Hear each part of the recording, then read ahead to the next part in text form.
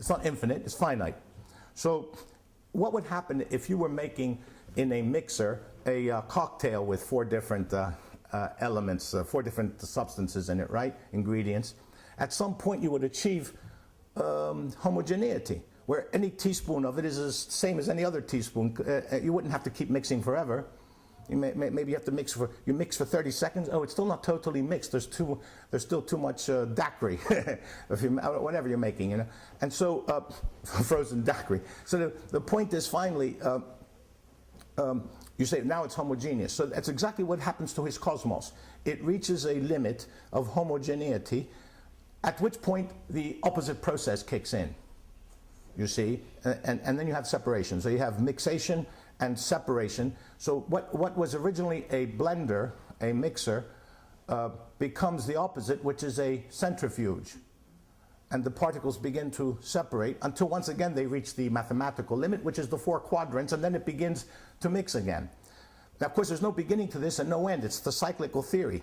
It's one of the theories that influenced the writer of Ecclesiastes, when he says the cyclical theories of the ancient Greeks, that there's a time for this and a time for that, and everything repeats itself, the cyclical theories. These Hellenized Jews adopted this theory in many cases, and it begins to unmix and then mix again. When he was asked whether he's an optimist or a pessimist, he said, in effect, he said what we would call a relative pessimist, that things will get worse before they get better. In other words, as things begin to mix and they go up to this peak, they get better, the universe gets better and better and better, it reaches a peak. Then it begins to go down, things begin to get worse as the universe begins to dissolve and to dissipate. So he said we're on the way down, you know, but in a way, in the long term, it doesn't matter because the way up and the way down are one and the same. So he must have been had some idea similar to the Vedic cyclic notion of history, that, you know, it just goes on and on and on. Yes, and that's right. And the Vedic thing reminds me very much of the breathing of Brahman, where there's inhalations and exhalation, and one is a universe that comes out and the other universe that goes in.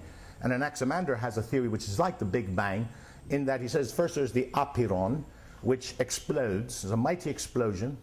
Arthur Koestler, in that book, The Sleepwalkers, his history of cosmology, says that even Salvador Dali couldn't have come up with such a surrealistic vision of balls of fire all over the cosmos and so on. And the universe explodes. There's a mighty cosmic explosion, reaches a limit, and then goes back into the apiron. There's the Big Bang and the Big Crunch, but another Big Bang and another Big Crunch. And then some German philosophers think he might have had parallel universes, multiple universes.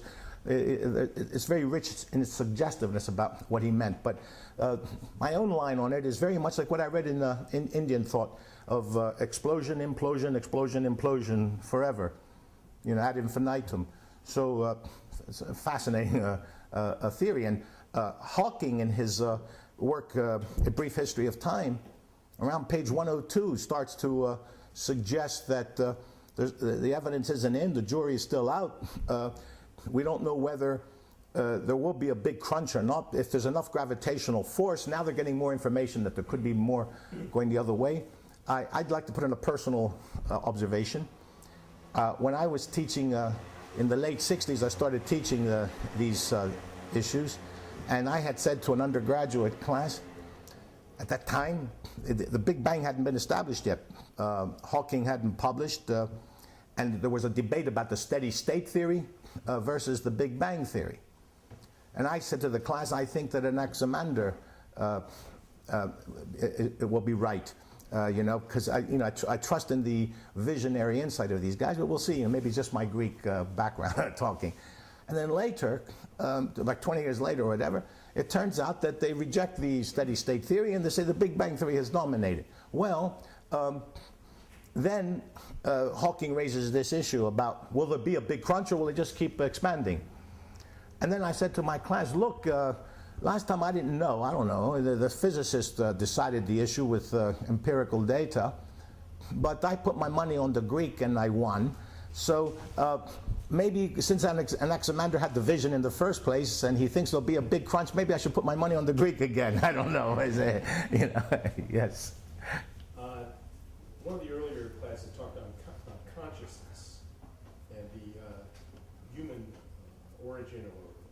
awareness coming forth somewhere before this time, but really flowering now. Is there some relation between that expression you gave in Greek about God? That's a good point. Aristotle has the four causes: material, efficient, formal, and final. And the example the teaching example that's put forward by him himself is, let's say, a sculptor.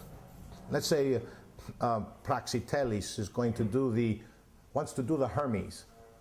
And he has in his mind an image of Hermes. He's focused on Hermes, and he's fascinated with Hermes' essence and also what his body would be.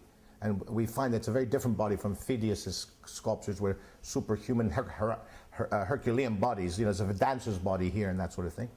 So Aristotle says the material cause is, let's say, the block of marble that's brought in from Mount Pendeli. That's the material cause. Now, the efficient cause is the energy and the effort and the application of the sculptor, the drive, the energy, the whole output of energy of the sculptor.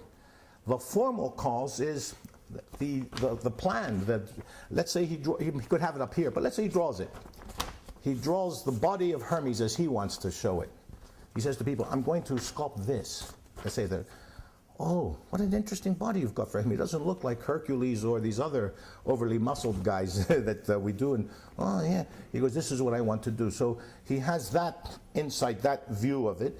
And then he begins to work. And then the final cause is the result. So it seems as if his intellect gave us the formal cause, created the formal cause, which then through the efficient cause, through the labor and the availability of the marble, became the final cause, the purpose, the finished product. So all when Aristotle discusses creativity, very often he contrasts nature with art and with artists, with technique, and he points out that the craftsman gets an idea and then pursues it, and he makes nature seem that way as well. There are very frequently these parallels.